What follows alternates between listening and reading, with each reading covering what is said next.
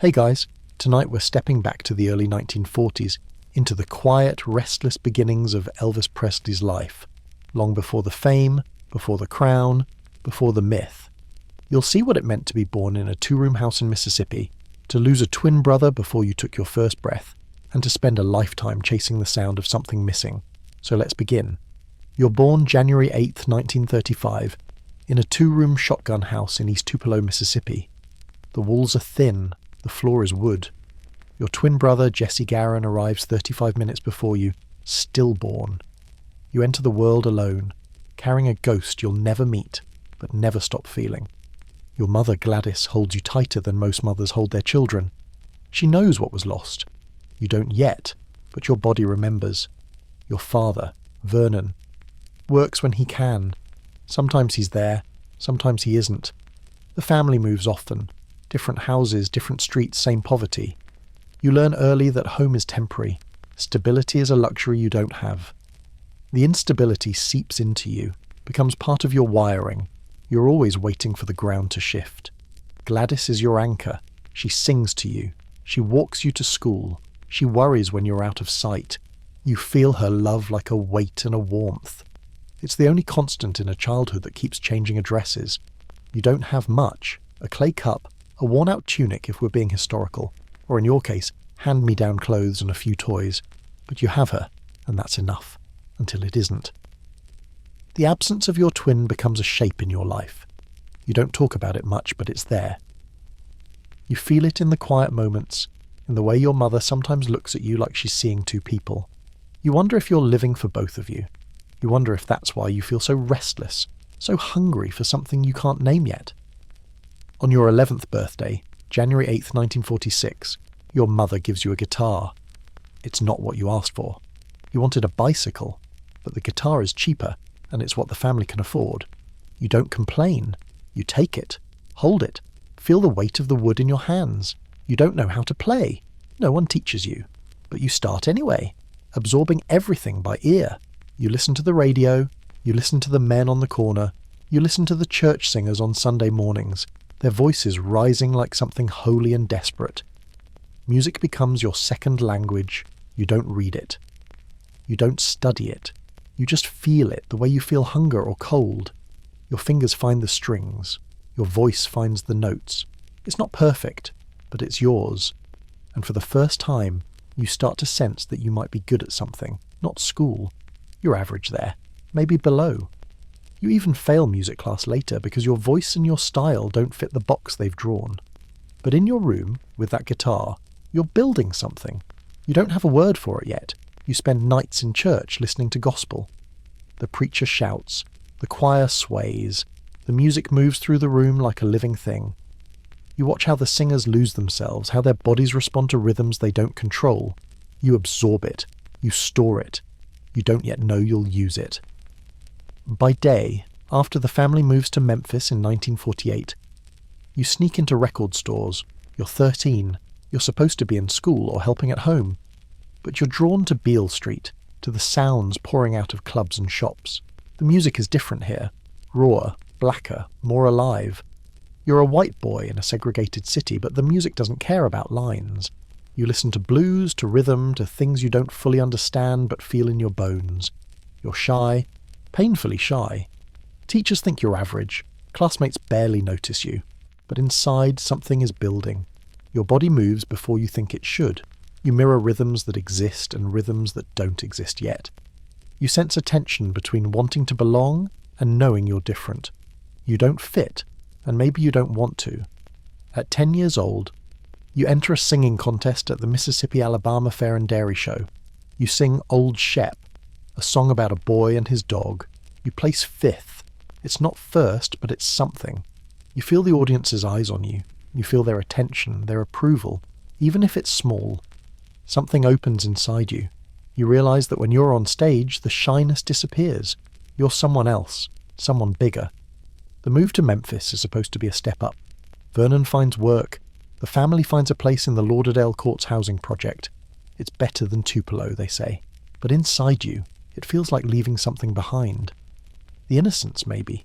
The version of you that could still dream small. You start to understand that the world is bigger than East Tupelo, bigger than the shotgun house, bigger than the poverty that clings to your family like dust. You start to sense that you might escape it. You don't know how yet, but the guitar is in your hands.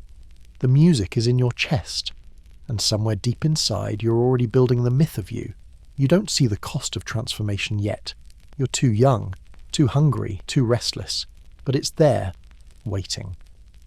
The boy from Tupelo is evolving into something else, something the world will want, something the world will devour. You practice in front of mirrors. You watch yourself, study your face, your hair, your movements. You're not vain yet, not in the way you will be, but you're curious. You're figuring out what you look like when you perform, what happens when you move a certain way, when you tilt your head or curl your lip. You're learning the language of image before you even know that's what you're doing. At night, you lie in bed and think about the twin you never met, Jesse Garin. The name feels like a song you can't finish.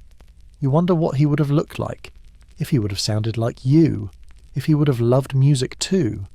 You wonder if you're living for both of you, carrying two lives in one body. It's a weight you don't talk about, but it's there, always there. Your mother still worries. She sees you slipping away, not into trouble, but into something she can't follow. You're hers, but you're also becoming something else. She holds on. You let her, because you know you'll need her. You don't yet know how much you'll need her, or how lost you'll be when she's gone. The small moments start to matter. The first time someone says you have a good voice. The first time you make a girl smile just by singing. The first time you feel the power of attention, of being seen. You savor it. You file it away. You'll chase it for the rest of your life. You're still in Tupelo in your mind, even after you leave. The shotgun house, the poverty, the ghost of your twin. These things shape you more than you'll ever admit. You're the boy from nowhere, trying to become someone, and the trying, the hunger, the restlessness, the need will never stop. Even when you're famous, even when you're rich, even when you're dying. You don't know any of this yet. You're just a boy with a guitar, learning to move, learning to sing, learning to dream. But the machine is already turning. The myth is already forming, and you're already caught in it. Even if you think you're the one in control, the family moves to Memphis when you're 13, November 1948, and you step into a city of segregated rhythms, bright lights, race lines drawn in chalk and blood. You're a white boy from Tupelo, but you're drawn to the black music bubbling beneath the surface. Beale Street calls to you. The blues clubs, the record shops, the sound of something raw and real. You don't have money to get in, so you stand outside and listen. You absorb everything. You start watching yourself more. In mirrors, in shop windows, in the reflection of the lights on Beale Street. You're discovering your image as much as your voice. You experiment with your hair, slick it back, let it fall forward. You try on different shirts, different poses. You're not vain yet, not really, but you're curious. You're learning how to be seen. The pink Cadillac comes later, or maybe it's a myth, people argue about it. But the car becomes a symbol. Armour, statement, freedom. You'll buy cars like other people buy groceries, not because you need them, but because they mean something. They mean you've arrived. They mean you're not the poor kid anymore. Your musical breakthrough happens at Sun Records. You walk in nervous, sweating, wanting to record a song for your mother. The receptionist takes your name. Months pass.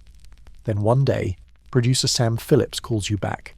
He's looking for something. A white boy who can sing like a black man, he says, though he'd never say it quite that way in public. You don't know if you're that, but you're willing to try. You record with Scotty Moore on guitar and Bill Black on bass. You're nervous at first. Too stiff. Too polite. Then during a break, you start goofing around, singing That's All Right, fast and loose, moving your body without thinking. Phillips hears it through the glass. He stops you. He says, "What are you doing?" You don't know. He says, "Do that again." You do. And something catches fire. The song is a blend. Blues, country, gospel. You're meant to be this hybrid. Crossing lines others won't. You don't think about it in those terms. You're just singing what you feel. But the world will read it differently. The world will call it revolution. The world will call it theft. You're caught in the middle, loving the music, not yet understanding the cost of being the bridge. On stage, you transform. The shy boy disappears. Something else takes over, a rhythm machine, generating screams and chaos. Your body moves before your mind catches up. Your hips swivel, your legs shake, your voice breaks and repairs itself mid-note. The audience screams. You love it. You fear it. You don't know which feeling is stronger. They start calling you Elvis the Pelvis. Newspapers write that you're corrupting the youth. Preachers condemn you from pulpits. Parents forbid their daughters from listening. You're accused of being obscene, dangerous, immoral. You don't understand it fully. You're just moving to the music, but you sense the power in it. You're doing something revolutionary without meaning to. You're shaking something loose in the culture, and people either love you or hate you for it. You feel the tension of being both insider and outsider. You're white, so doors open. You're poor, so you understand struggle. You're singing black music in a white body, and you know you'll be allowed to be the star when the originators are sidelined. You don't talk about it much. You say you're just doing what feels right. But somewhere inside, you know the deal you're making. You know who benefits. You tell yourself you're honouring the music. Maybe you are. Maybe you're not. The mirror doesn't answer. Your image becomes your prison and your power. The mirrors echo your rise, but also your isolation. You train your body in front of them, watching every move, every gesture. The lights blur your identity. You're Elvis the performer, Elvis the brand, Elvis the myth. But who's the boy underneath? You're starting to lose track. You hear the first screams from girls at your concerts. They faint, they cry, they reach for you like your salvation. You taste the adrenaline, the control, the worship. You realise that playing to them becomes as important as singing. You're not just making music, you're making a spectacle, and the spectacle feeds something inside you, something hungry, something that might never be full. Inside, you're building something massive. The fame is growing faster than you can process. The money is starting to come in. The offers are multiplying. You're on the radio. You're on TV. Ed Sullivan films you from the waist up because your hips are too much for family audiences. You laugh about it, but you also feel it. The cage tightening. You already suspect this thing you're creating might outlive you, or devour you. The myth is bigger than the boy. The boy is disappearing into the lights, into the screams, into the machinery that's starting to build around you. You don't have the language for it yet. You just feel it. A fragility beneath the power. A loneliness beneath the love. You're still close to your mother. She's the only person who sees you without the myth attached. She worries. She tells you to be careful. She doesn't trust the people gathering around you. You tell her it's fine. You tell her you're in control. But you're starting to wonder if that's true. The mirrors keep echoing. You see yourself in them. The hair, the sneer, the body. But you're not sure anymore if that's you or a character you're playing. You're 17, 18, 19. You're supposed to be figuring out who you are. Instead, you're becoming someone the world wants you to be. And the world is loud. Louder than your own voice. You try to hold on to something real. You try to remember Tupelo, the shotgun house. The poverty, the simplicity, but it's fading. The boy is fading. The myth is taking over, and you're letting it. Because the alternative, being nobody, being invisible, is worse than being consumed. You stand in front of the mirror one night, alone, and you practice your moves. You curl your lip. You shake your hips. You watch yourself transform, and for a moment, you see it clearly. The person in the mirror isn't you. It's someone you're creating, someone you're feeding, someone who might one day eat you alive. But the crowds are screaming. The lights are bright. The music is alive. And you're not ready to stop. Not yet. Maybe not ever. Colonel Tom Parker enters your life like a storm you mistake for shelter. He's not a real colonel. It's an honorary title from Louisiana. Meaningless but effective. He's a carnival barker, a hustler, a man who sees you not as a person but as a product with untapped potential. He negotiates with Sun Records, gets you to RCA, signs contracts, manages your image, your tours, your everything. You think he's protecting you. You think he's making you bigger. You don't yet see the cage he's building. Parker takes control in 1955, and by 1956 you're everywhere. Television, radio, record stores. You're the biggest thing in music, and Parker is orchestrating every move. He limits your international tours. In fact, you never tour outside North America, ever. You don't question it at first. Parker says the American market is enough. Parker says international touring is too risky, too complicated. You believe him. You don't know yet that Parker himself can't leave the country. Immigration issues, rumours of a past he's hiding. You don't know you're trapped by his secrets. The myth begins to be manufactured. You're not just a singer anymore, you're a brand. Lunchboxes with your face, calendars, posters, dolls, trivial movies designed to sell soundtracks. Your music is still something you love, but the machine around it grows bigger than you, faster than you. You start to feel like you're chasing it instead of driving it. Parker controls your image. The jumpsuits, the family-friendly roles, the squeaky clean interviews. You think you're being protected from scandal, from the dangers of fame. You think Parker is keeping you safe, but you're being trapped. Every contract he signs locks you in tighter. Every decision he makes shrinks your freedom a little more. You don't foresee it. You're young, you're grateful. You think this is what success looks like. You start believing the parts of you that the machine wants. You kiss the camera. You follow the choreography. You smile when they tell you to smile. You sing when they tell you to sing. The real you, the boy from Tupelo, the kid who loved gospel and blues, starts hiding behind the mask. You tell yourself it's temporary.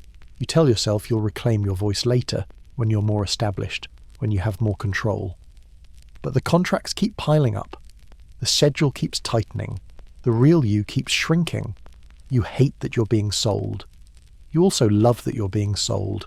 The applause, the money, the adoration, the validation. You're the biggest star in the world, and that has to mean something, right? That has to fill the emptiness left by your twin, by your poverty, by your childhood. Except it doesn't. The more you have, the hungrier you feel. The more people love you, the lonelier you get. Parker calls himself your manager, but he's more than that. He's your gatekeeper. He decides which offers you take, which people you see, which opportunities you pursue. He takes 50% of your earnings, an outrageous cut, but you don't know any better. You think this is how the industry works. You think everyone's manager takes half. You don't realize you're being fleeced until it's too late to get out. You begin to feel that the voice is yours, but the body is someone else's, assigned by the colonel, by the public, by the myth. You move on stage the way they expect you to move. You dress the way they expect you to dress. You say the lines they expect you to say. And somewhere inside, the real you is screaming, but the scream is silent. Drowned out by the applause, you try to assert yourself. You suggest different songs, different projects. Parker smiles, nods, then does what he was going to do anyway. You realize your opinion doesn't matter as much as you thought it did.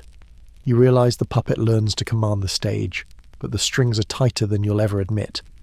The deals Parker signs lock you in for years, decades, your entire career, really. The contracts are ironclad, and you didn't read them closely enough. You trusted him. You thought he had your best interests at heart. Maybe he did, in his own way.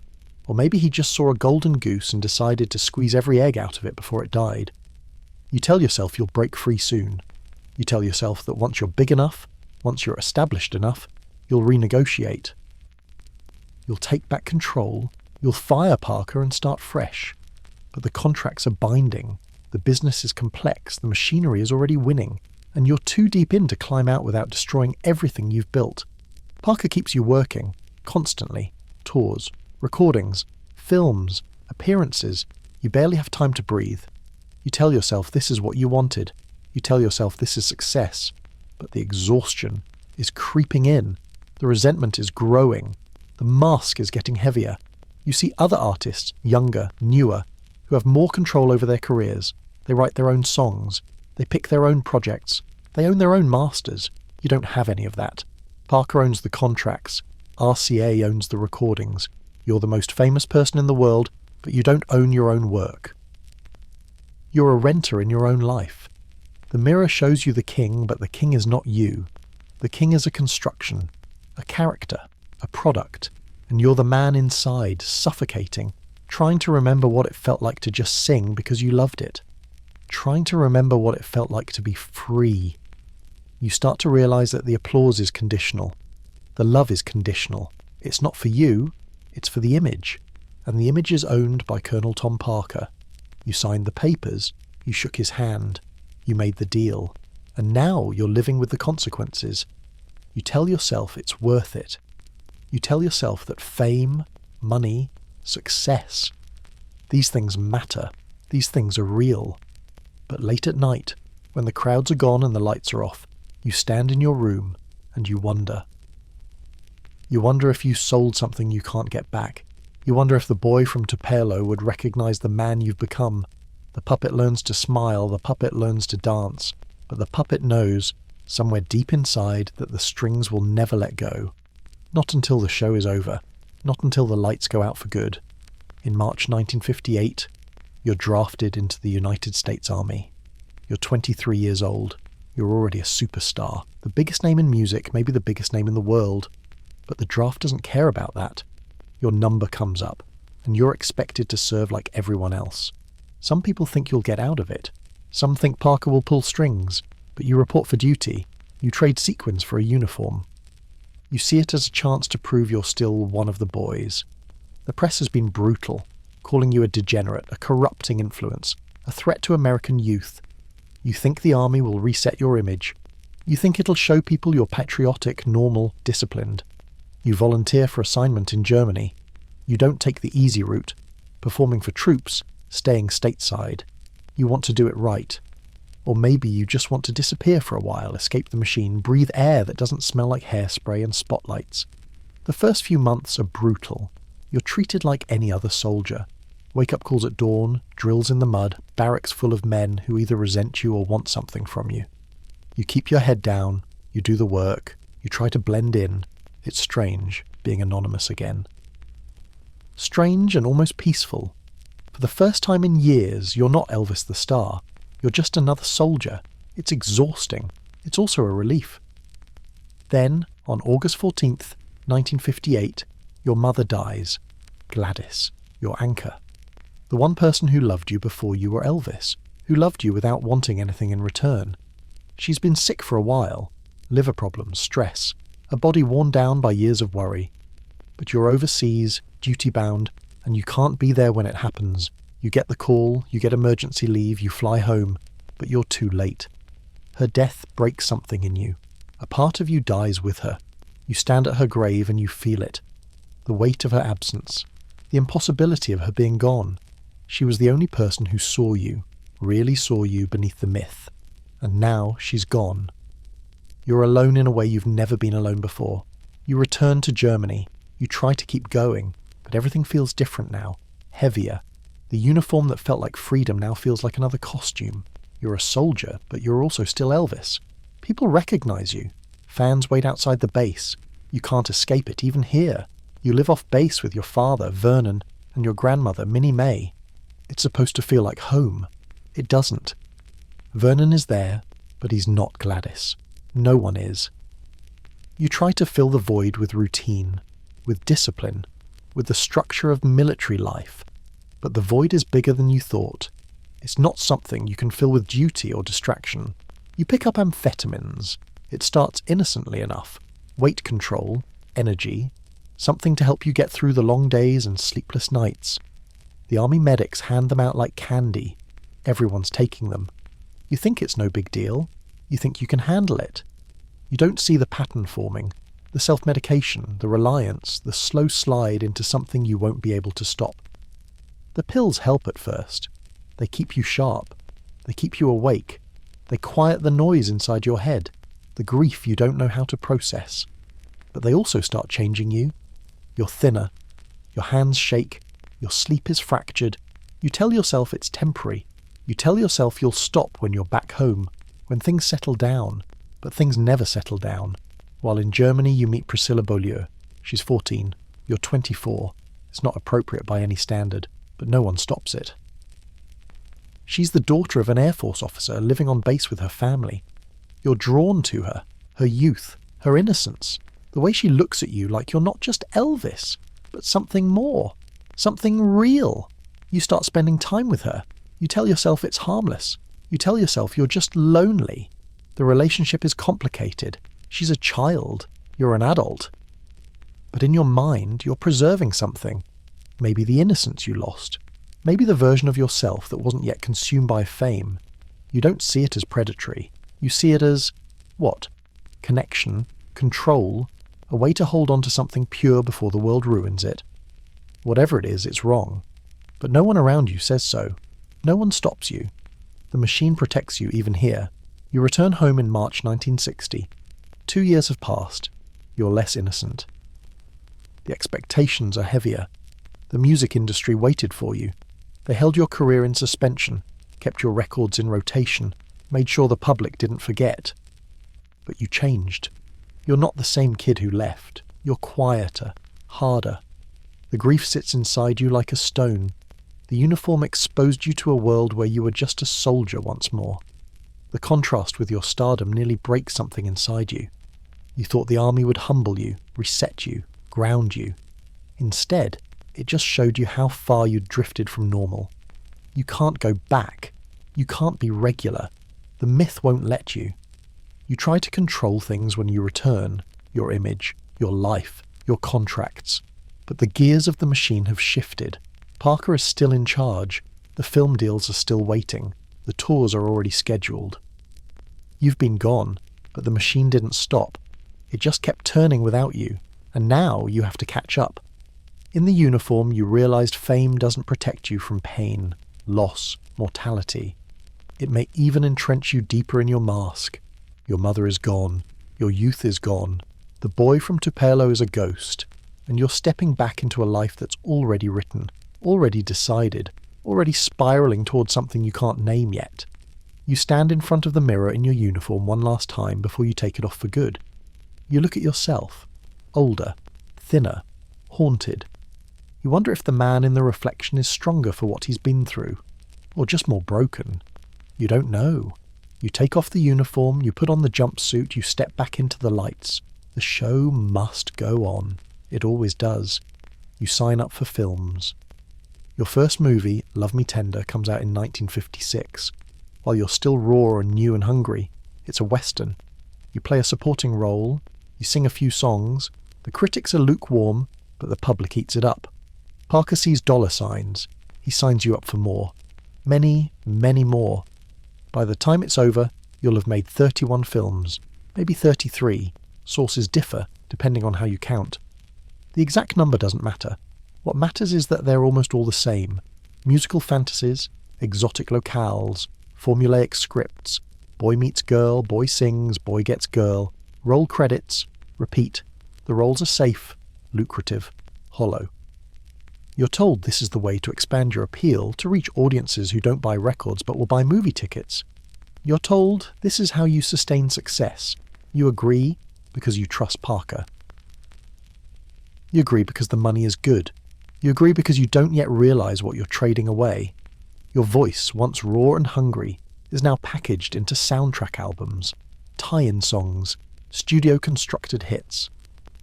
The authenticity begins to fade. You're not making music because you love it anymore. You're making music because the script requires it. Because the film needs a certain number of songs to justify the soundtrack release.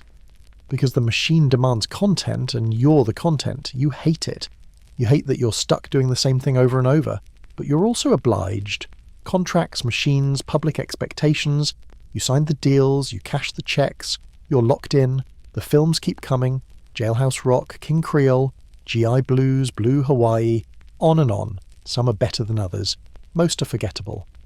You know this. Everyone knows this. But no one stops making them because they're profitable.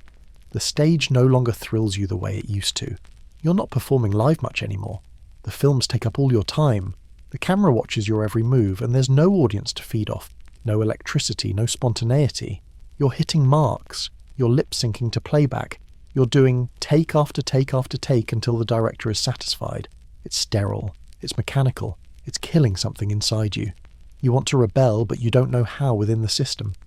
You bring up the idea of doing serious films, dramas, westerns, something with weight.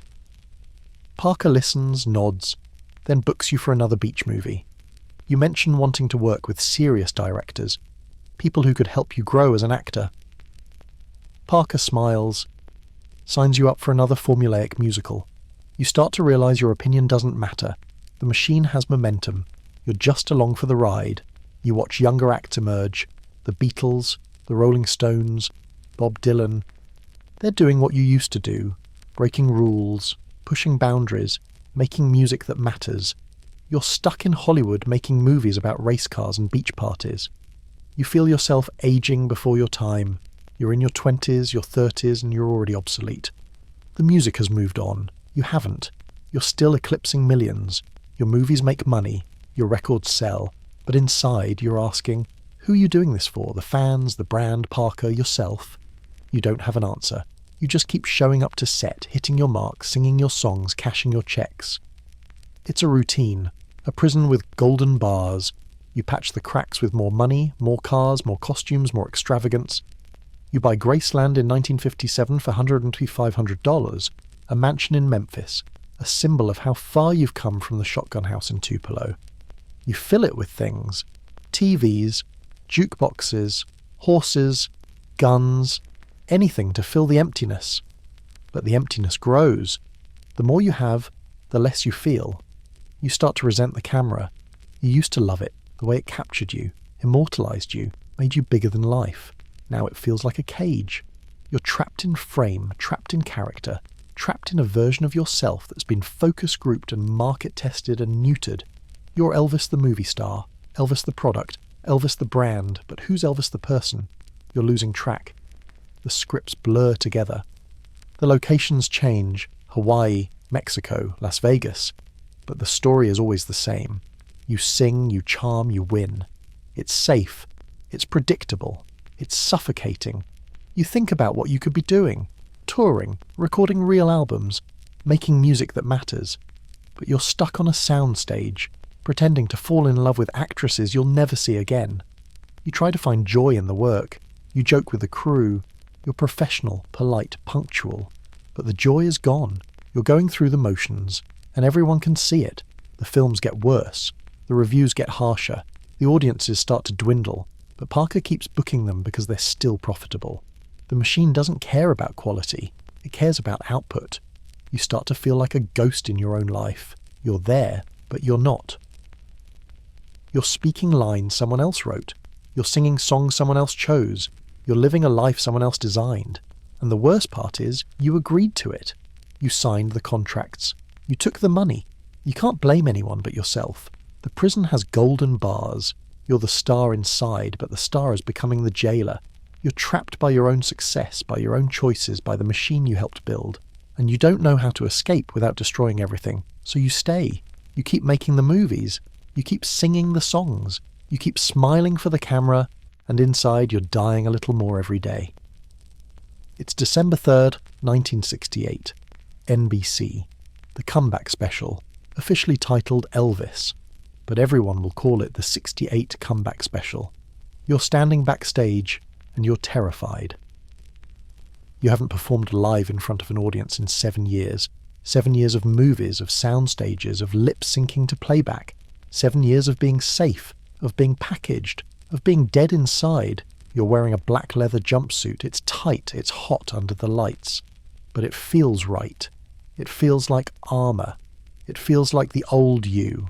The dangerous you, the you that moved without thinking and made people scream.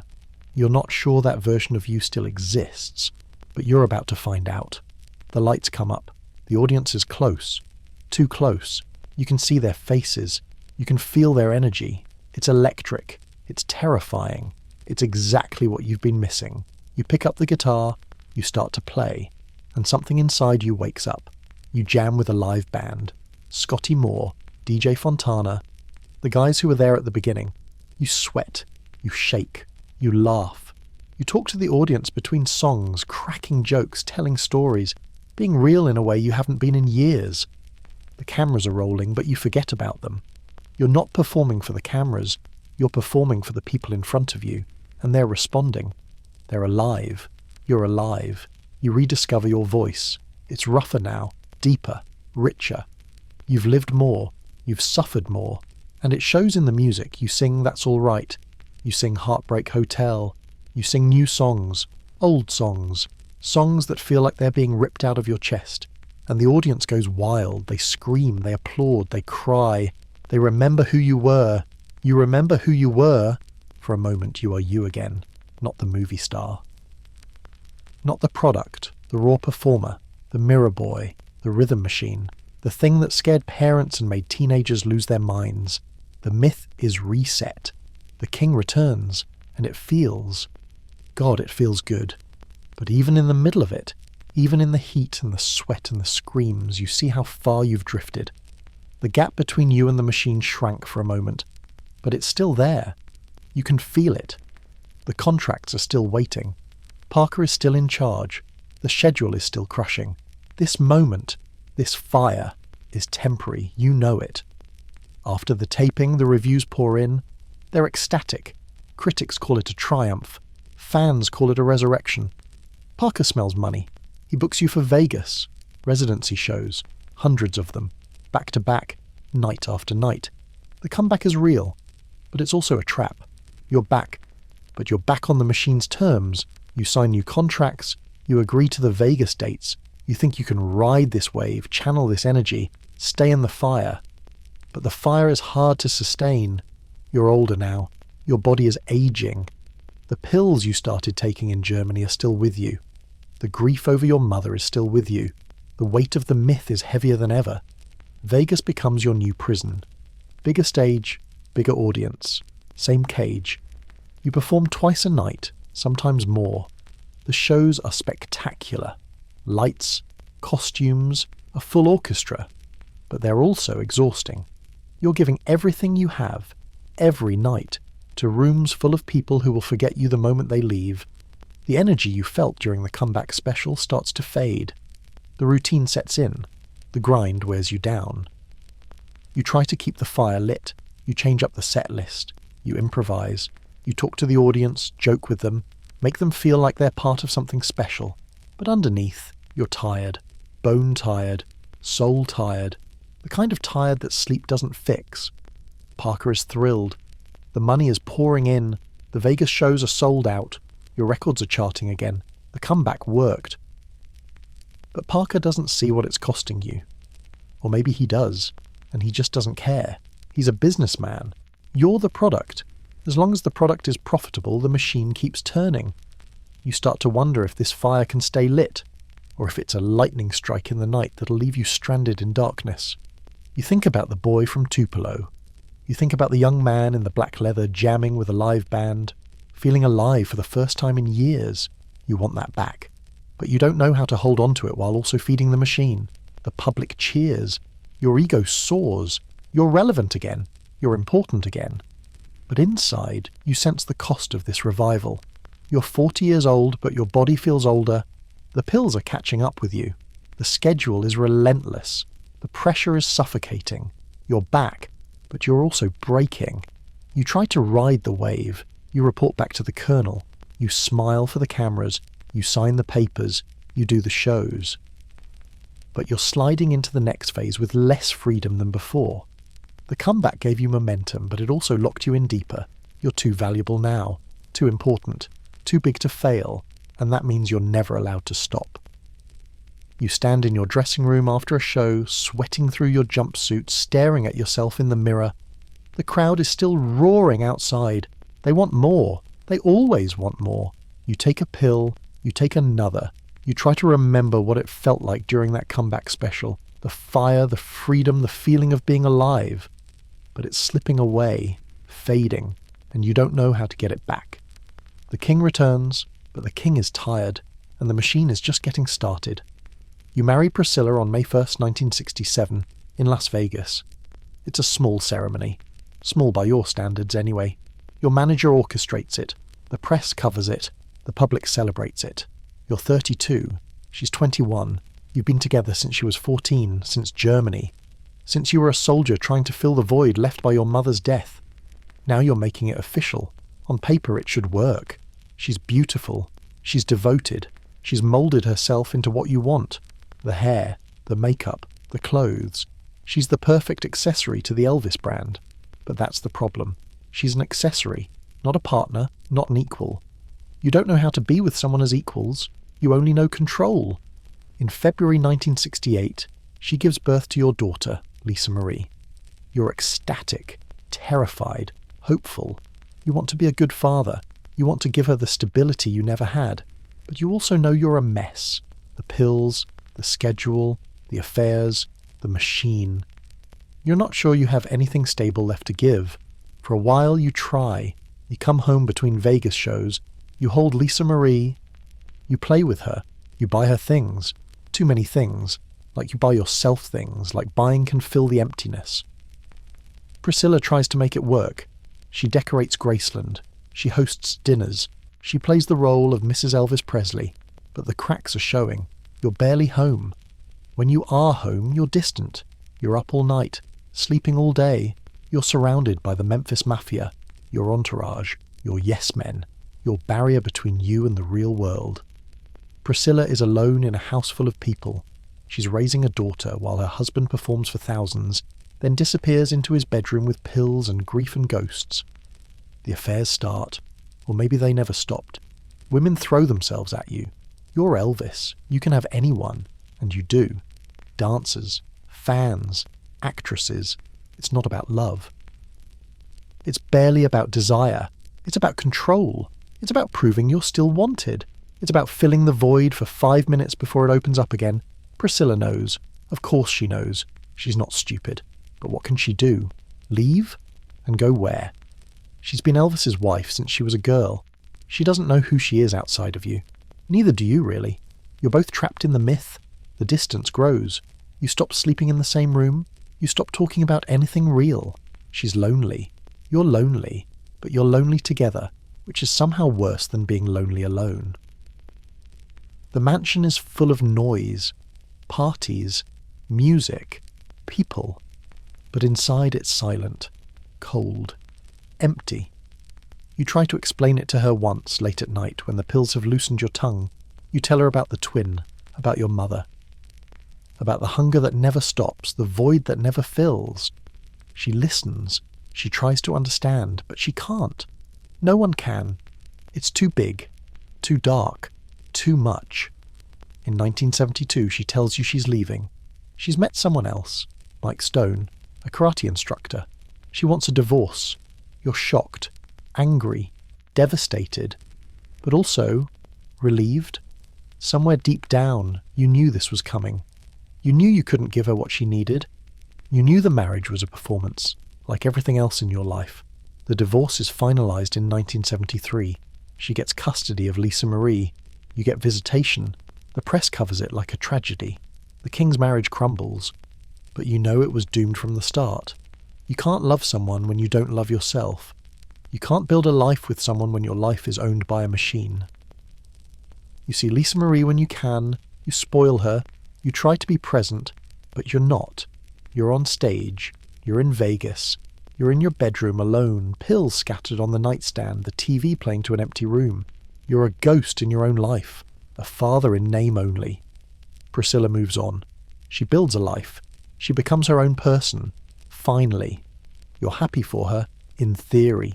In practice, you're bitter, jealous, hurt. She escaped the myth. You didn't. You can't. You date other women after the divorce. Linda Thompson, Ginger Alden, they're younger, beautiful, devoted at first. But the pattern repeats. You're controlling, distant, unreliable. You want them to save you, but you won't let them close enough to try. They stay as long as they can, then they leave. Everyone leaves eventually. Lisa Marie asks you once why you and Mommy don't live together anymore. You don't know how to answer. You tell her it's complicated. You tell her you love her. You tell her things will be okay. But you're lying. Things aren't okay. They haven't been okay in a long time. Maybe they never were. You think about the vows you took, for better or worse. In sickness and health. You meant them, at the time. Or you thought you did. But the Elvis who got married in 1967 isn't the same Elvis who's alone in 1975. The Elvis is gone, buried under pills and fame and grief. The man who remains is a hollow shell, and hollow shells can't hold on to anything. The marriage was doomed because you were doomed. The relationship failed because you failed. Not as a performer, not as a brand. but as a person, as a husband, as a father, as a man. You know this. You live with it. You swallow pills to forget it. But it's always there, waiting in the mirror. You stand alone in Graceland, the mansion you bought to prove you'd made it. Lisa Marie is with Priscilla. The entourage is downstairs, laughing, partying, existing in your orbit, and you're alone, always alone. The crown is heavy, the throne is cold, and the man who wears it is disappearing piece by piece into the myth he built. Vegas becomes your kingdom and your cage. You start performing at the International Hotel in July 1969. The residency is supposed to be temporary. It becomes permanent. You perform twice a night, sometimes 3 times.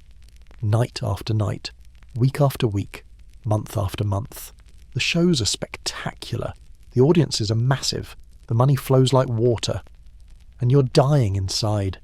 The stage is enormous. The orchestra is full. The lights are blinding.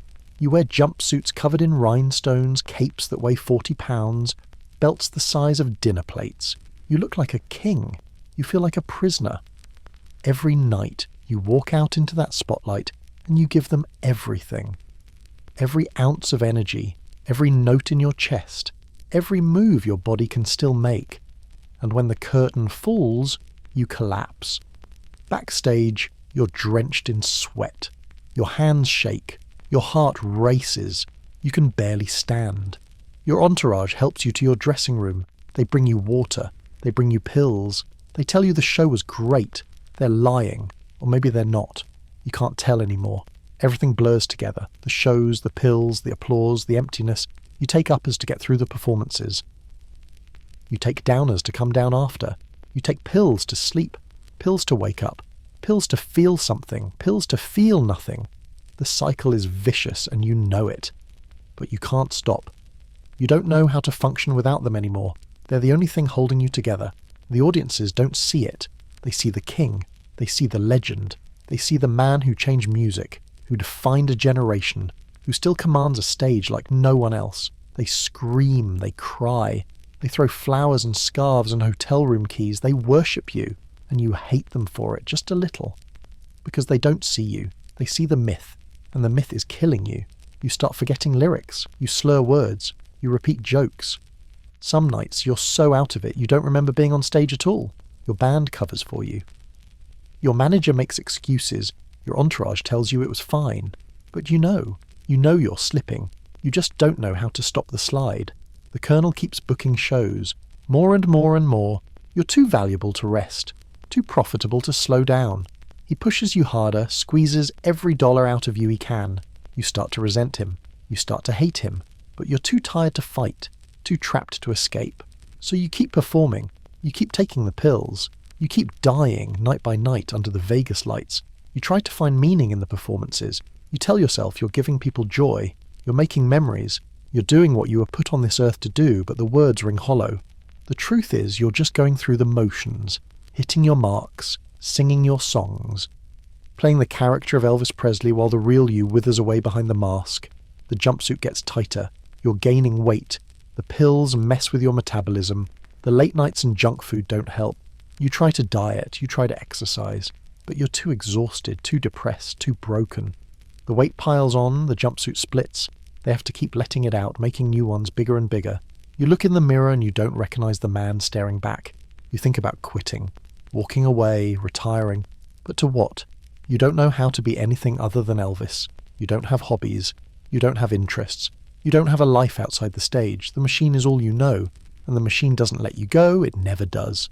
Some nights, in the middle of a performance, you stop and look out at the crowd, thousands of faces all looking at you, all waiting for you to entertain them, to move them, to be the king, and you feel nothing, not joy, not fear, not even sadness, just nothing.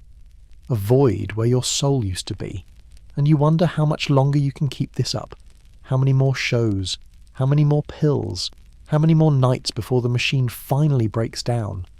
The answer, you're starting to realize, is not many. The countdown has started. You just don't know when it'll hit 0. You surround yourself with the Memphis Mafia. That's what they call them. The entourage, the crew, the men who orbit around you like moons around a dying star. Some are childhood friends, some are distant cousins, some are just guys who showed up one day and never left. They're with you constantly, at Graceland, on tour, in Vegas, in your hotel rooms, in your life. They're supposed to be your friends, your support system, your protection. But really, they're employees, yes men, people who depend on you for their paychecks, their homes, their purpose. They laugh at your jokes, they agree with your opinions, they never say no. And that's the problem. You know it's dangerous. You've said it yourself late at night when the pills make you honest. No one says no to me anymore. It's a complaint and a boast, a warning and a brag. You're surrounded by people, but you're more alone than ever. Because none of them are real. None of them see you. They see Elvis. They see the meal ticket. They see the myth. Parties at Graceland become bigger, crazier. You rent out movie theatres at midnight. You buy cars on a whim and give them to strangers. You shoot TVs when a show annoys you. You hand out pills like candy. The laughter echoes through the mansion, but underneath the loneliness deepens. The noise is just covering the silence. The phone rings at 3 a.m. You answer because you're starved for connection, for feeling, for something real. Someone on the other end wants tickets, wants money, wants a favour. You give it to them because saying yes is easier than being alone. Then you hang up because you're too fatigued to keep pretending you care. You fire employees when they remind you of your vulnerability, when they tell you to slow down, when they suggest you have a problem, when they threaten the illusion that you're in control. You keep the ones who worship you blindfolded, who enable you, who help you maintain the lie that everything is fine. You perform nightly in Vegas. Twice a night sometimes. You give everything on that stage, and backstage you collapse. Your entourage picks up the pieces, literally. They help you walk. They bring you pills and water. They change your sweat-soaked clothes. They prop you up and send you back out for the next show. They're not friends, they're handlers, and you're the animal they're paid to keep alive. You sense the ghosts, the twin you lost, Jesse Garin. He's been with you your whole life, this shadow brother, this missing half. You wonder what he would have been like, if he would have shared the burden of being Elvis, if he would have understood you, if his presence would have filled the void. But he's not here. He never was. And you've been trying to fill that absence with noise and pills and people for 40 years. The soldier you were, the GI in Germany, trying to be normal, trying to disappear into the uniform. That version of you is a ghost too. You remember him sometimes. The discipline, the routine, the feeling of being just another man. But he's gone. Consumed by the comeback, by Vegas, by the jumpsuit and the spotlight. The performer you still are. That's the ghost that haunts you most, because that's the one still moving, still singing, still pretending to be alive. But inside, you're not sure there's anything left. You're a routine, a muscle memory, a character playing yourself. The mansion walls hold your laughter and your tears, the parties, the breakdowns, the pills scattered on the bathroom floor, the guns fired in rage, the crying jags at 4 a.m. The walls don't care, they just stand there, silent witnesses to your slow unravelling. You realise that your smile on stage might be the only thing between you and the void. The performance is all you have left. It's the only time you feel anything, the only time the ghosts quiet down, the only time you're not drowning in the emptiness. So you keep performing, you keep smiling, you keep pretending, because the alternative is falling into that void, and you're not ready for that. Not yet.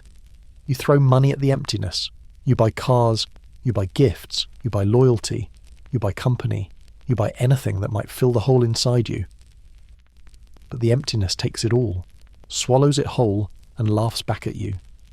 The hole never gets smaller. It only grows. The entourage enables it all. They bring you pills when you ask. They laugh at your jokes even when they're not funny. They tell you you're great, even when you're falling apart. They depend on you, so they keep you dependent on them. It's symbiotic, parasitic, toxic, and everyone knows it, but no one stops it. Because stopping would mean the end of the party, the end of the paychecks, the end of the myth. You know it's wrong.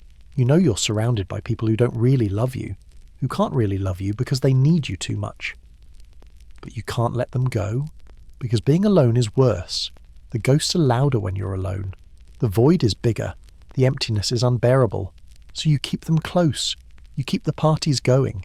You keep the noise loud. You keep the myth alive. Because the myth is all you have left. And if the myth dies, you die. And you're not ready. Not yet. Even though you can feel the end coming.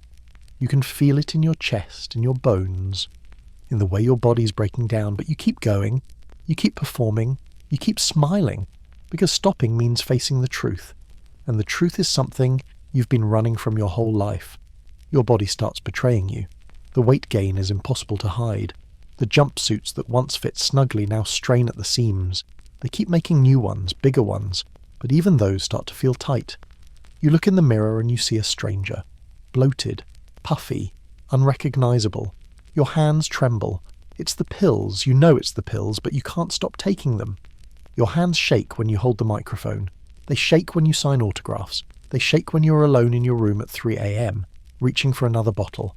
The trembling is constant now, a visible symptom of something deeper, something breaking. Pills are everywhere, in your pockets, in your bathroom, in your car, in your luggage. You have a doctor who prescribes them. Multiple doctors, actually. They give you what you ask for. They call it treatment. You call it survival. The truth is somewhere in between, and it doesn't matter anymore. You need them. That's all you know. You perform while in pain. Your back aches. Your knees ache. Your heart races and stutters. You're exhausted, physically compromised, mentally foggy. But the show must go on. That's the rule. That's the contract. That's the machine. So you walk out on that stage night after night, and you give them everything you have left. Which isn't much. Your voice is rougher. The high notes are harder to reach. The smoothness is gone, replaced by a gravel that sounds like experience but feels like damage. Still. The audience roars. They don't care if you're perfect. They just want to be in the presence of Elvis, the myth, the legend. They don't see the man collapsing behind it. You collapse backstage. Not metaphorically, literally. You finish a show, walk off stage, and your legs give out. Your entourage catches you. They help you to your dressing room. They give you water, pills, whatever you need. They revive you, prop you up, send you back out for the second show. It becomes routine. Collapse, revive, perform, repeat. You hate how normal that has become. You hate that your body failing is just part of the schedule now. You hate that no one stops it. That no one says, this is too much, you need to rest, you need to stop. But no one says it. Because stopping means losing money, and money is what matters. Money is what keeps the machine running. You realize the drugs you thought were helping you control things now control you. You thought you were using them to get through the shows, to manage the pain, to survive the schedule. But somewhere along the way they became the master. You're not taking them to function anymore. You're taking them to exist, to feel normal, to not feel like you're dying. Mirrors lie. They show you the king, the jumpsuit, the cape, the image, but you see the man beneath, sagging, tired, broken. The contrast is too much. You avoid mirrors now. You don't want to see what you're becoming, what you've already become. Doctors monitor you. They check your heart. They check your blood pressure. They prescribe more pills to counteract the effects of the other pills. You shrug it off. You tell them you're fine. You tell yourself you're invincible, that you've survived this long, you'll survive longer. But you're lying. You know you're lying. You're not invincible. You're not even okay. The myth weighs more than your body. That's the real problem. The weight gain, the pills, the exhaustion, those are symptoms. The disease is the myth itself. The character of Elvis Presley has grown so big, so heavy, that the man underneath is being crushed. You're shrinking, withering, disappearing beneath the weight of your own legend. You're 42, but you feel 60. Every morning is harder. Every show takes more out of you. Your life is compressed. Time is running out. You can feel it. You're performing while you're dying, not dramatically, not suddenly. Just slowly, night by night, pill by pill, show by show. You try to remember the young boy with the guitar, the kid from Tupelo who just wanted to make music, who moved without thinking, who felt everything so intensely. You try to find him in the mirror, in your memories, in the recordings. But he's gone. Faded. Lost in the haze of fame and pills and years of being someone else. The roar of the audience used to fill you up. Now it just echoes. Hollow. Distant. They're cheering for someone who doesn't exist anymore. Someone who died years ago and was replaced by this bloated, broken, pill-addled ghost. They don't know it. Maybe you don't either. Or maybe you do. And that's why you keep taking the pills. To not have to face it. You stumble during a show, just for a second. You catch yourself. The band covers. The audience doesn't notice. But you do. You notice every stumble, every missed note, every moment where the machine almost breaks down. And you know it's only a matter of time. The countdown is ticking. The body can't hold on forever. The pills can only do so much. The myth can only carry you so far. You stand backstage after a show, sweating, shaking, barely standing. Your entourage surrounds you, but you're alone. You've never been more alone. You take another pill. You close your eyes. You try to breathe. And you wonder how many more nights, how many more shows, how many more pills, before the lights finally go out. You inherited little. Your parents were poor. The shotgun house in Tupelo didn't come with a trust fund. Everything you have, you earned. Or maybe the machine earned it and you just happened to be the product. Either way, the money floods in. Millions. Tens of millions. More than you can spend. Or so you think. But the responsibility sinks in. The weight of it. Your father, Vernon, hovers. He manages some of your finances, or tries to. He's not good at it. He's not educated. He's not sophisticated.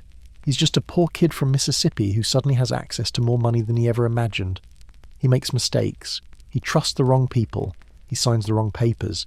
And you let him. Because he's your father. Because you owe him. Because you don't know who else to trust.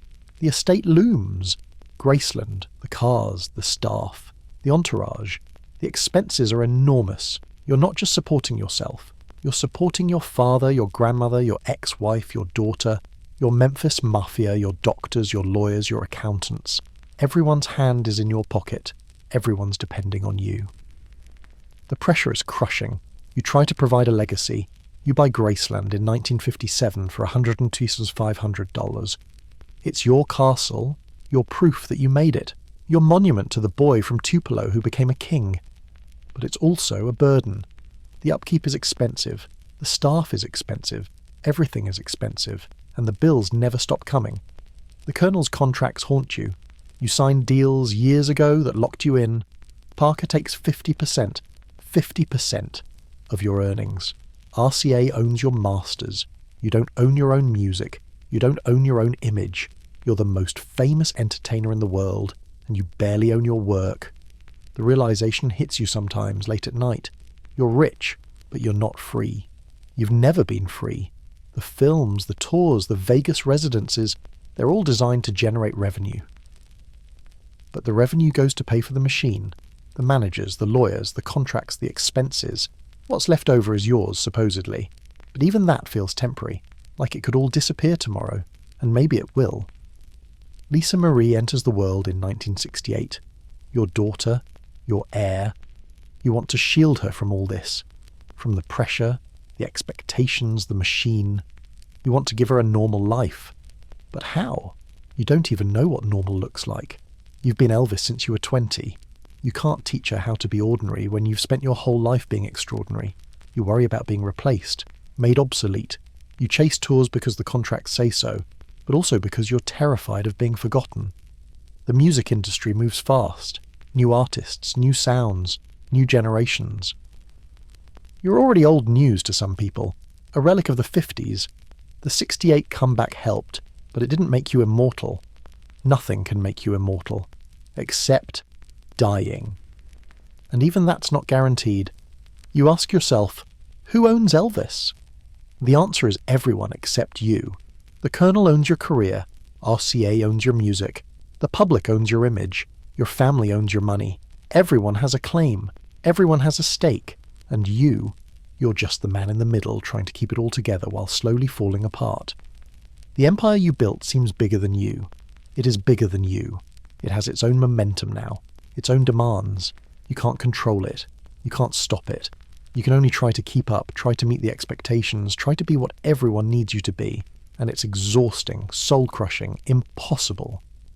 The dream of saving your family becomes the nightmare of losing yourself. You wanted to give your parents a better life. You wanted to make sure they never struggled again. You did that. They have everything they need. But what about you? What do you have? A mansion full of strangers, a career you don't control, a body that's failing, a soul that's empty. The calls about money multiply, people asking for loans, for investments, for handouts. You give generously, too generously. You think generosity helps. You think it'll buy you love, loyalty, gratitude. But you realise you're just paying for survival, paying to keep the machine running, paying to keep everyone around you happy so they won't leave, so you won't be alone. Vernon worries too. He sees the money flowing out. He sees the entourage growing. He sees the expenses piling up. He tries to warn you, but you don't listen. You can't. Because listening means admitting you're not in control, and you can't admit that. Not yet. You think about the future. What happens when you can't perform anymore? When the body finally gives out? When the audience stops showing up? You don't have a plan. You don't have a backup. You're Elvis. That's all you've ever been. And if you're not Elvis, then what are you? The legacy haunts you. You want to leave something behind. Something more than just records and movies. Something real. But you don't know what that is. You don't know how to create meaning when your whole life has been about performance, about spectacle, about being larger than life. You're swallowed by your own legacy before you're even gone. The myth is eating you alive. The empire you built has become a prison. The fortune you earned has become a chain, and the man you were, the boy from Tupelo, the kid with the guitar, the performer who loved music, that man is buried under the weight of what you've become. You stand in Graceland, your mansion, your monument, your cage, and you realise you're rich and you're trapped. You're famous and you're anonymous. You're Elvis and you're nobody. The paradox is crushing, and there's no way out. August 16th, 1977. You wake up that morning feeling bad, worse than usual. Your body aches. Your chest is tight. You've been up most of the night. Pills, TV, restlessness. You never sleep well anymore. You never feel well anymore, but you've gotten used to it. This is just how life is now. You take more pills. Uppers to get moving. Downers to ease the pain. Something for your heart. Something for your blood pressure. The routine is automatic. You don't even think about it anymore. You just swallow them down and hope they do what they're supposed to do. You stumble. Your legs are weak. Your vision is blurry.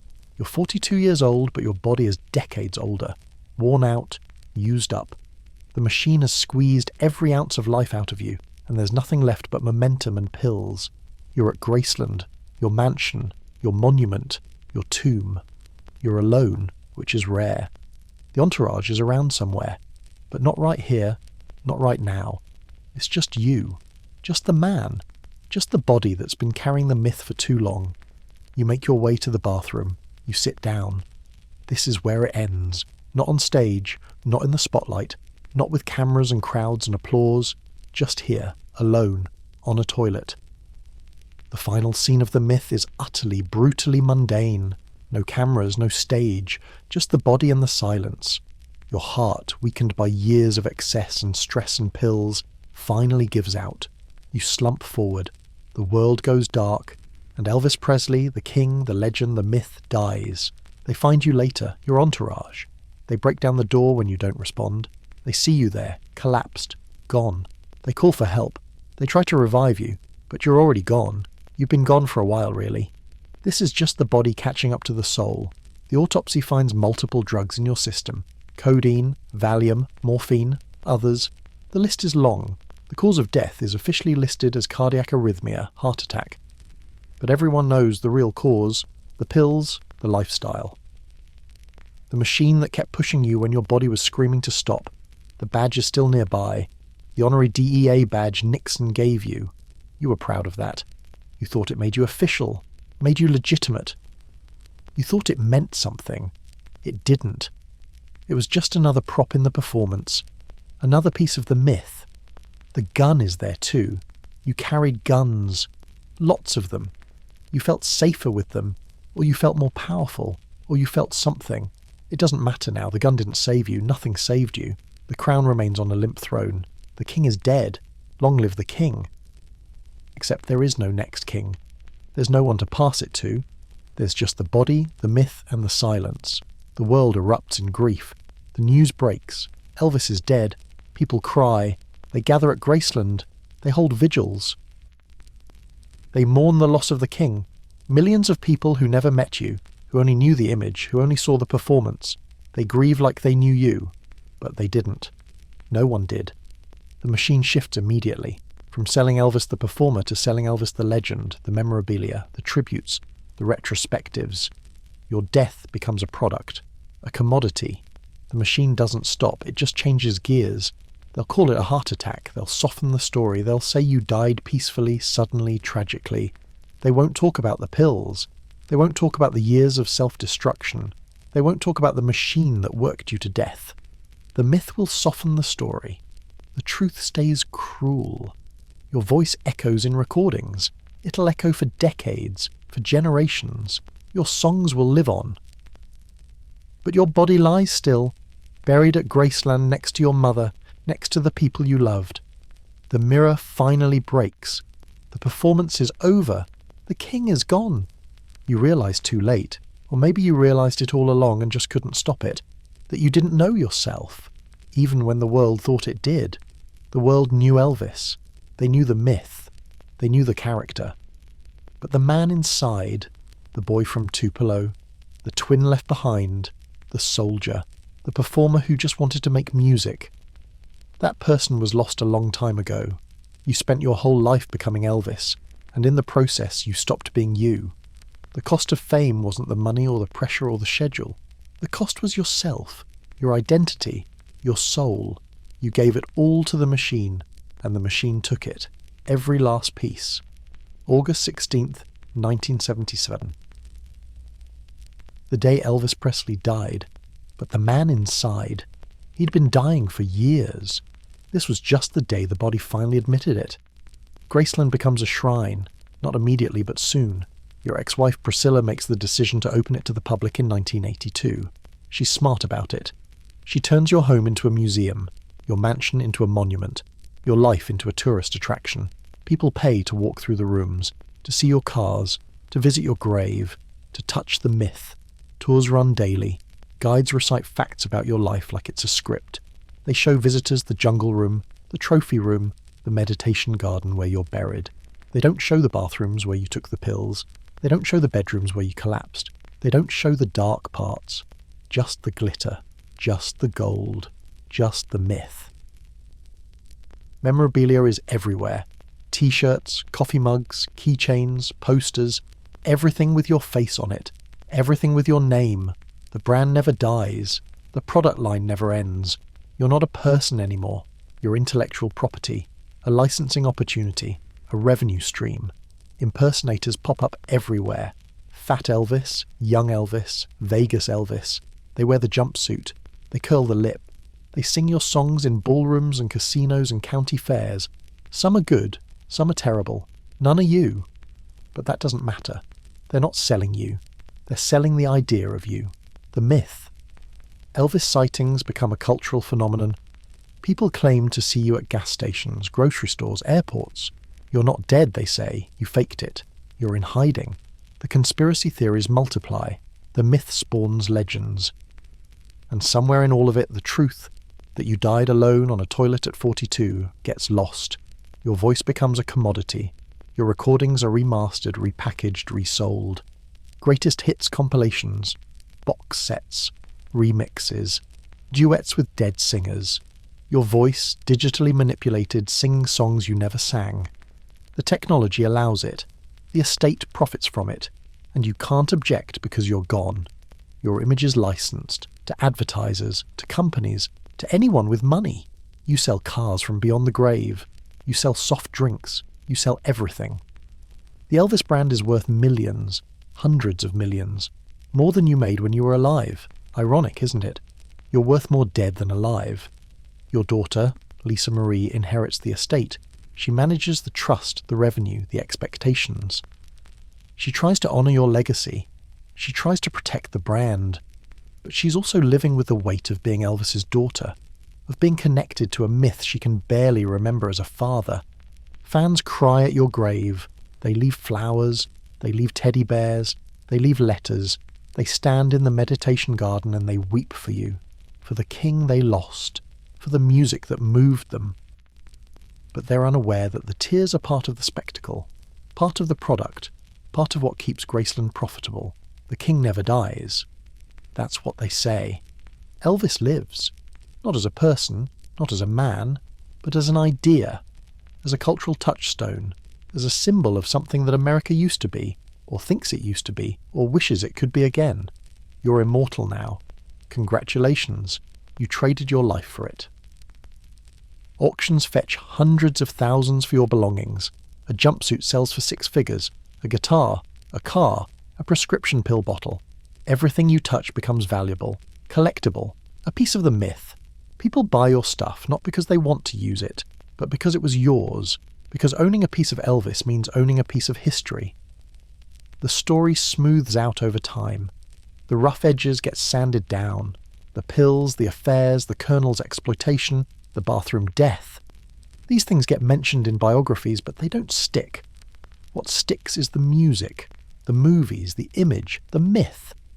No one wants the messy parts. They want the legend. Clean, shiny, safe. You're sanitized, made palatable, made consumable. The raw performer who scared parents and made teenagers scream, he's softened. The man who died from pills and exploitation, he's tragic but distant. The king is eternal. The man is forgotten, and that's exactly how the machine wants it. Your art is eternal. That part is true. The songs hold up. Hound dog can't help falling in love. Suspicious minds, they're timeless. They move people. They'll move people 100 years from now. That's the part of you that mattered, the part that was real, but yourself is lost. The boy from Tupelo, the twin left behind, the soldier, the performer, the husband, the father, the man. He's buried under the myth, under the merchandise, under the impersonators and the tours and the licensing deals. He's gone, and no one's looking for him. Because the myth is more profitable. You look down from somewhere, if you believe in that kind of thing. Or maybe you don't. Maybe there's no afterlife. Maybe it's just darkness. But if you're looking, if you're watching, you see what you've become. A product, a brand, a myth. And you wonder if it was worth it. If the trade was fair. Your life for immortality. Yourself for the king. The mirror laughs at you. Or maybe it cries. Either way, you're invisible. The real you. The person underneath. No one sees him. No one remembers him. No one cares. Because the king is all that matters, and the king never dies. He just gets repackaged and sold again. Forever. The stillborn twin, Jesse Garon, becomes a ghost you carry your entire life. Your mother told you about him. 35 minutes older, born silent, gone before he could breathe. You entered the world alone, but not really alone. Because Jesse was always there, in your mind, in your soul, a shadow brother. A missing half. You grow up believing you're carrying 2 lives, one lived, one unlived. The weight is invisible, but it's heavy. So heavy, you don't talk about it much. People wouldn't understand, but you feel it. In the quiet moments, in the spaces between the noise, you feel Jesse's absence like a physical thing, like a missing limb, like a hole in your chest.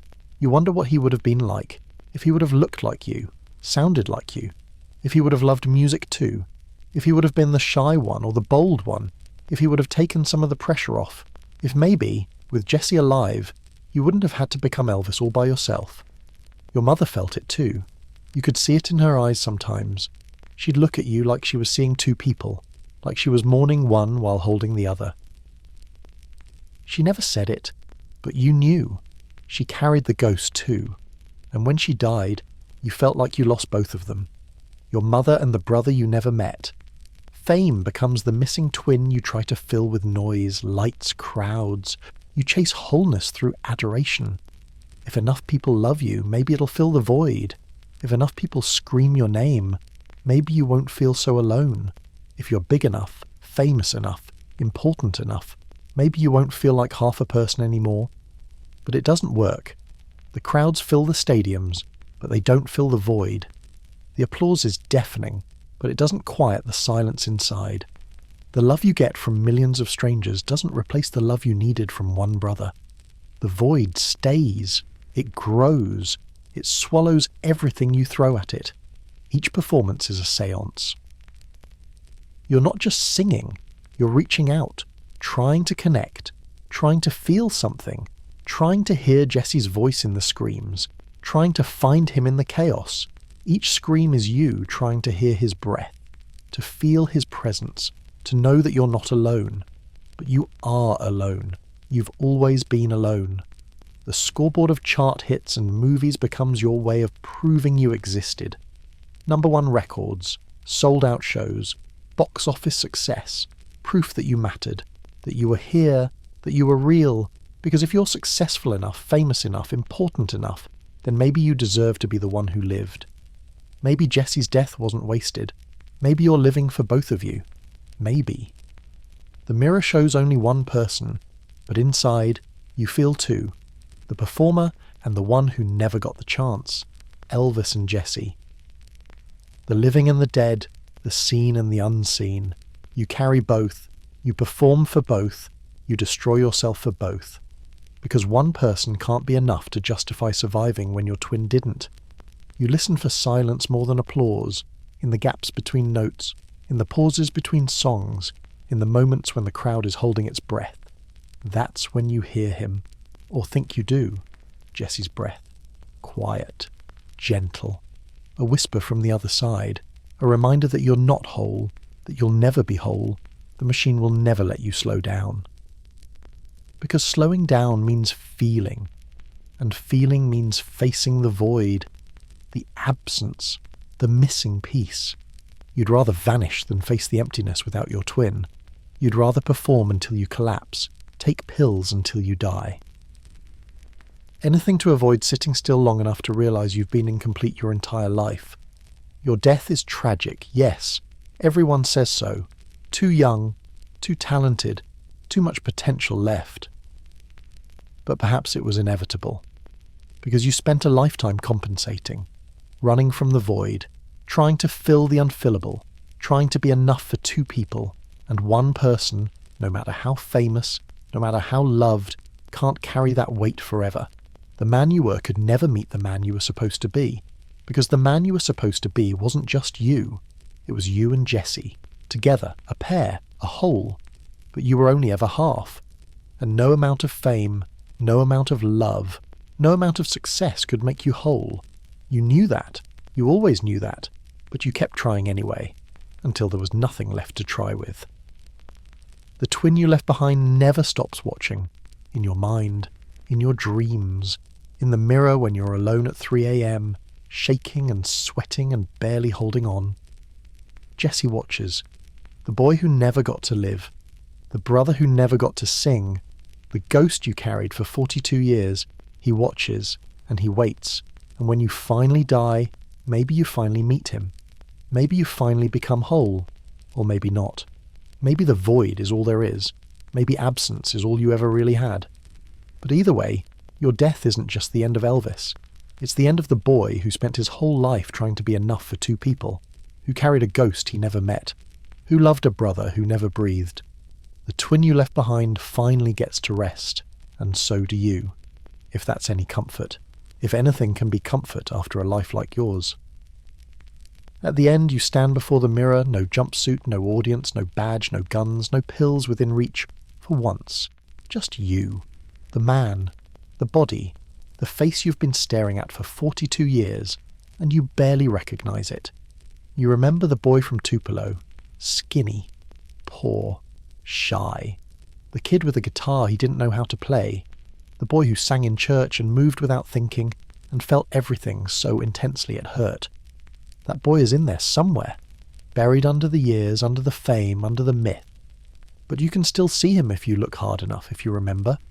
You remember the soldier, G.I. Elvis, the uniform, the discipline, the attempt to be normal, the grief of losing your mother, the pills you started taking to cope, the man who thought he could escape the myth by serving his country, who learned, too late, that there's no escaping what you've become.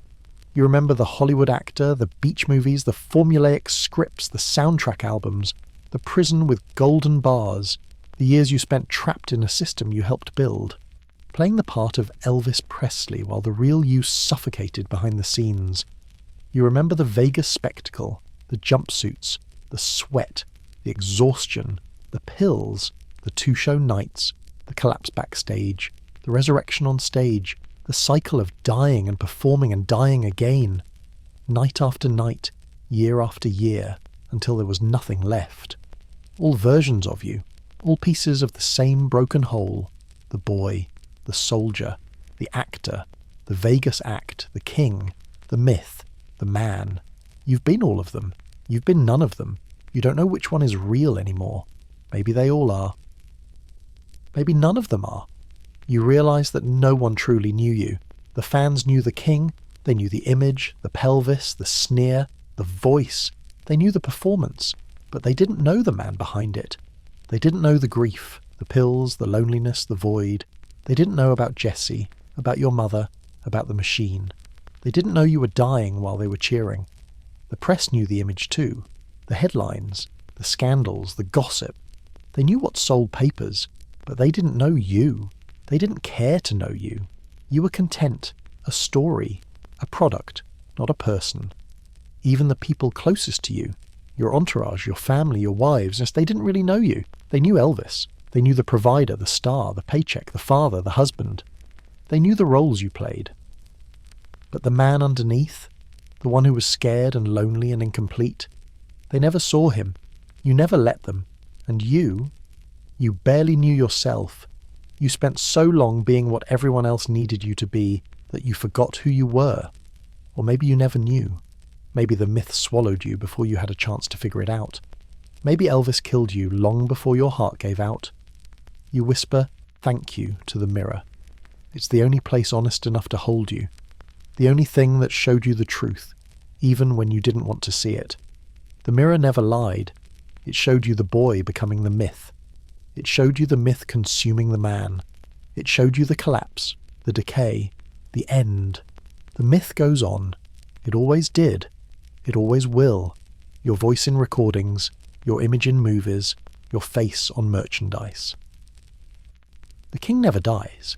He just keeps selling, keeps performing, keeps being whatever the culture needs him to be. The myth is immortal. The myth is eternal. The myth is everything you wanted and everything that destroyed you. Your body doesn't go on, it stops, it fails, it dies. August 16th, 1977. On a toilet, in a mansion, alone. The body was never built to carry the myth forever. It tried. God, it tried. But it couldn't. No one's body could. But your voice will go on. That part is true. The songs will live. The music will endure. 50 years. 100 years. Longer. That's the part of you that mattered. The part that was real. The part that connected. The art. The sound. The voice. That's the legacy. Not the jumpsuit. Not the Cadillac. Not the mansion. The voice. You accepted the crown. You picked up the guitar when you were 11. You stepped on stage when you were young. You signed the contracts. You made the deals. You became Elvis. You accepted the crown. But you forgot the man. Or maybe you never knew him. Maybe the man was always secondary to the king. Maybe that was the trade. Now at the end, in front of the mirror, you try to retrieve what you can in the reflection. The pieces of you that were real. The boy. The son. The twin. The performer who loved music before it became a machine. You try to hold on to something true. Something that isn't the myth. Something that's yours. The cost of being Elvis wasn't the fame. It wasn't the money. It wasn't the pressure. The cost was losing the you that just started in Tupelo. The boy with the guitar, the kid who sang in church, the shy one who moved without thinking. That boy is gone. Sacrificed to the myth. Traded for immortality, and you can't get him back. No matter how hard you try. The king lives on.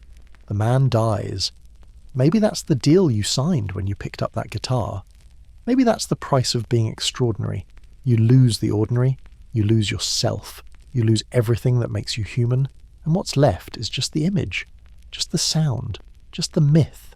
You hope someone will listen to the gaps between your records. Read between your movies. Look past the jumpsuit and the sneer and the image. Find the real you. The one who was scared and lonely and broken. The one who loved his mother. The one who missed his twin. The one who just wanted to make music. You hope someone will see him, will remember him, will know he existed, but you doubt it. The myth is too big, too loud, too bright. The man underneath is invisible. He's been invisible for years, and now he's gone. And all that's left is Elvis, the king, the legend, the lie. You stand in a room that doesn't exist, not in time, not in space, just in the place where myths go when the body stops. And someone asks you to account for yourself, to list what you did, what you achieved, what you left behind. The question feels strange after everything, after the pills and the collapse and the bathroom floor. But you try. You owe that much. To the boy from Tupelo, to Jesse, to everyone who screamed your name. You changed music. That's the first thing, the biggest thing, maybe the only thing that really matters. You didn't invent rock and roll, you'd be the first to admit that. The sound came from black artists who'd been doing it for years. Chuck Berry, Little Richard, Fats Domino, Sister Rosetta Tharpe. They built the foundation. They created the language. But you were the one who brought it into white America's living room. You were the bridge, the translator, the acceptable face of something dangerous. That sounds like theft when you say it plainly. And maybe it was. You benefited from being white in a segregated country. You got opportunities they didn't. You got played on radio stations that wouldn't touch their records. You got famous while they stayed marginalised. That's the truth. That's the ugly part of the achievement. But you also loved the music. Genuinely loved it. You absorbed it, honoured it, tried to do it justice. You never claimed to invent it. You always pointed back to the source. Does that excuse it? No. Does it complicate it? Yes. You sold over 1 billion records worldwide. 1 billion. The number is so big it loses meaning. But each of those records was someone listening to your voice, someone feeling something, someone being moved. That's what the number really represents. Not just sales, not just money, connection. You connected with people, millions of them, across decades, across cultures, across languages. Your voice travelled farther than you ever did. You had more than 100 songs on the Billboard charts. 18 went to number 1. Heartbreak Hotel, Hound Dog, Don't Be Cruel, All Shook Up, Jailhouse Rock, Suspicious Minds. The list goes on. Some of them you wrote, most of them you didn't, but you made them yours. You took songs that could have been nothing and turned them into something that lasted. That's the alchemy. That's the achievement. Not writing the song, but inhabiting it. Making people feel it. You won 3 Grammy Awards, all of them for gospel music. Not rock and roll, not the hits that made you famous. Gospel. The music you grew up with in church. The music that moved through your body before you knew what it was. How Great Thou Art. He Touched Me. Your gospel albums. The Grammys recognised that. The sacred part of you. The part that wasn't about pelvis or scandal or myth. The part that was just about the voice lifting something holy. You were the youngest person inducted into the Country Music Hall of Fame at the time. You were inducted into the Rock and Roll Hall of Fame in the first year it existed, 1986, 9 years after you died. You're in the Gospel Music Hall of Fame, the Rockabilly Hall of Fame, the Memphis Music Hall of Fame. Every Hall of Fame that could claim a piece of you did. Because you belong to all of them. Country, rock, gospel, rockabilly. You were the fusion before fusion was a thing. You made 31 films, maybe 33. The number depends on who's counting, what counts as a film. Most of them were forgettable. You knew it. Everyone knew it. But they made money. They expanded your reach. They turned you into a movie star on top of being a music star. They put your face on screens in places that would never see you perform live. They were product, they were filler, but they were also achievement in a sense. You worked, you showed up, you did the job, even when the job was beneath you. You performed over 100 concerts, most of them in the Vegas years.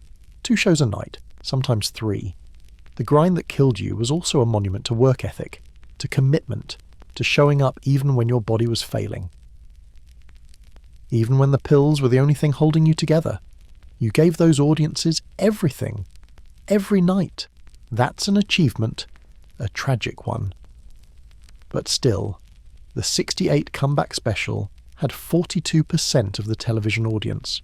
In a time when there were only 3 networks, When everyone watched the same things, you captured nearly half the country. They tuned in to see if you still had it, and you showed them. You proved you could still move, still sing, still command a stage. That special reset your career. It reminded the world who you were. It gave you 5 more years. 5 more years of performance and pills and slow collapse. But 5 more years nonetheless.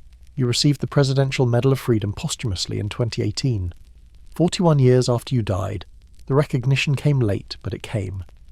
The government that once worried you were corrupting youth eventually admitted you changed culture. Changed America. The award doesn't erase the bathroom, the pills, the exploitation. But it acknowledges impact, legacy, achievement. You were a cultural phenomenon. That's harder to quantify than record sales or awards. But it might be the biggest achievement. You didn't just make music. You changed how people moved, how they dressed, how they expressed themselves. Teenage boys grew their hair like yours. They bought guitars. They practiced your sneer in the mirror. You gave them permission to be dangerous, to be sexual, to rebel. Teenage girls screamed. They fainted. They threw themselves at the stage. You awakened something in them, something their parents didn't understand, something that terrified authority figures. You represented freedom, sexuality, desire. You were dangerous because you made them feel things they weren't supposed to feel. That's power. That's achievement, even if it came with a cost. You integrated sounds that weren't supposed to mix. Gospel and blues, country and rhythm, black and white. You created fusion before anyone had a name for it. Sam Phillips called it rockabilly. Others called it rock and roll. But really it was you absorbing everything you heard and letting it come back out through your body. The achievement wasn't technical. You didn't read music. You didn't have formal training. The achievement was instinct, feel, soul. You influenced everyone who came after. The Beatles loved you. They patterned themselves after you, at least in the beginning. John Lennon said, "Before Elvis, there was nothing. Bob Dylan saw you perform and knew he wanted to be a performer. Bruce Springsteen, Elton John, countless others. They all point back to you, not as the origin of rock and roll, but as the moment it broke through, the moment it became impossible to ignore. You broke attendance records everywhere you performed. The Houston Livestock Show and Rodeo, the Astrodome, Vegas. The International Hotel kept extending your residency because you were too profitable to let go. You filled rooms, you sold tickets. You made money for everyone who touched you. That's an achievement in capitalism, even if it's a tragedy in human terms. You gave away Cadillacs, cars, houses, money. You were legendarily generous, impulsively generous. Some say it was because you grew up poor and wanted to share the wealth. Some say it was because you were trying to buy love, loyalty, connection, probably both. But the generosity was real. People who met you once walked away with cars, with checks, with jewellery. You gave until there was nothing left. That's achievement and self-destruction wrapped together. You served your country. You could have gotten out of the draft. Your manager wanted you to. Your career was at its peak, but you served. 2 years in the army, regular soldier. You took the assignment in Germany. You did the work. You tried to be normal. It didn't work. You were too famous, too Elvis. But you tried. The service reset your image, made you acceptable to parents who'd hated you, made you respectable. That was strategic. But the service was real. You bought Graceland for $102,500 in 1957. A mansion in Memphis. A monument to escape. To arrival. To proving the boy from Tupelo made it. The house became a home, a headquarters, a prison. But it was yours. And after you died, it became something else. A shrine. A museum. One of the most visited homes in America, second only to the White House. The house is an achievement. The legacy is an achievement, even if you weren't there to see it. You supported your family, your parents, your grandmother, your ex-wife, your daughter, the Memphis Mafia, the entourage, the staff. You kept everyone afloat. You were the provider, the patriarch, the bank. That came with pressure, crushing pressure, but you did it. You took care of everyone, even when it meant sacrificing yourself. That's achievement. Painful, costly, but real. You had the best-selling solo artist catalogue of all time, more than any other single performer. The records kept selling after you died. They still sell. Your music outlived you, outlived the scandal, outlived the bathroom. The voice remained, the songs remained. That's the achievement that matters most. Not the money, not the fame, the fact that the music survived. You created a sound that defined a generation. The 1950s are unimaginable without you. The 1960s struggled with you. You were too old, too establishment, too trapped in movies. But the 1970s brought you back. Vegas Elvis, jumpsuit Elvis. A different sound, a different vibe, but still you. Still commanding, still relevant. 3 decades of impact. That's rare. Most artists get one moment. You got several. You performed Aloha from Hawaii in 1973. The first global satellite broadcast concert. 1 billion people watched. 1 billion. You were the first artist to reach the entire world at once. The technology was new. The concept was new. And you were the one they chose to test it with. You in a white jumpsuit covered in jewels singing to the planet.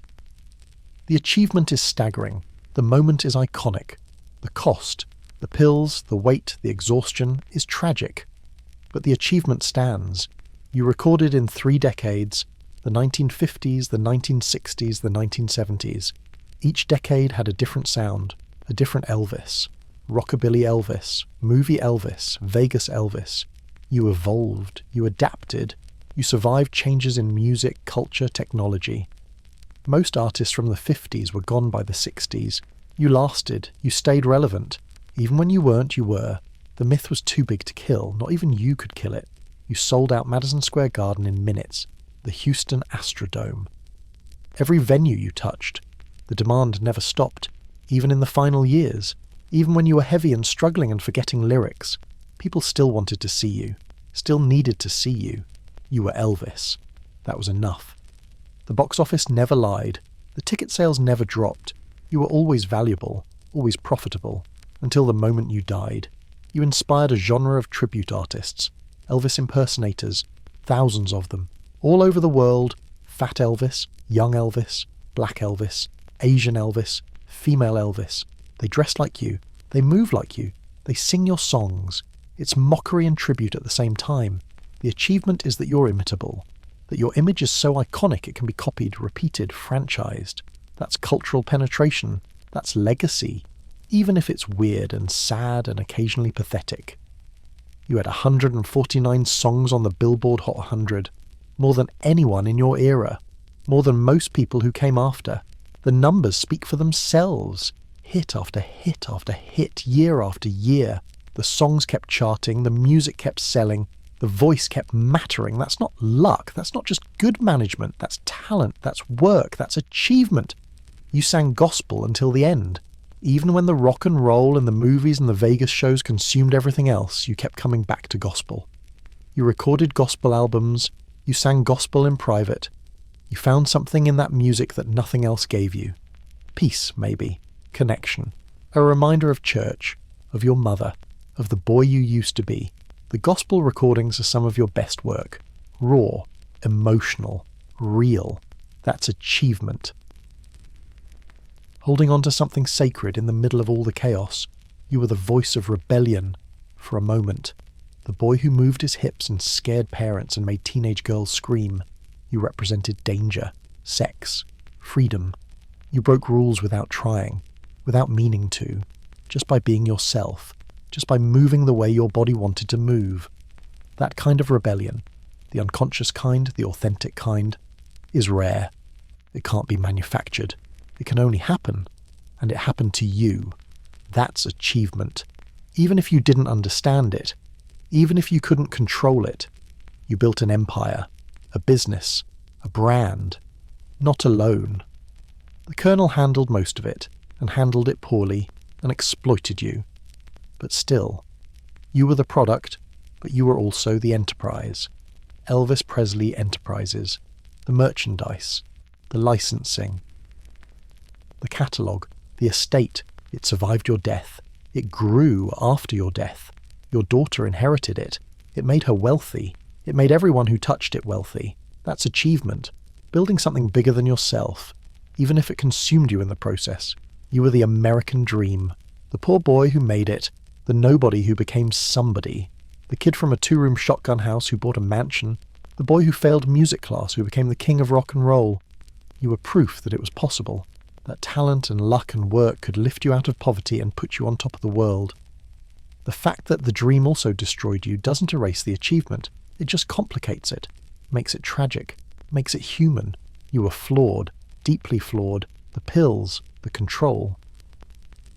The relationship with Priscilla when she was too young, the appropriation of black music, the exploitation by the Colonel, the movies you hated, the tours that killed you, the lifestyle that consumed you. The flaws are part of the record, part of the achievement, because you achieved all of this while being human, while being broken, while being lost. That doesn't excuse the flaws, but it contextualizes the achievement. You died at 42, too young, too soon, too tragic.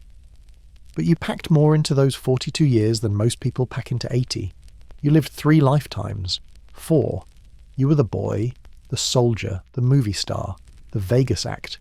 You were all of them. You achieved all of it. The fact that it killed you doesn't erase what you did.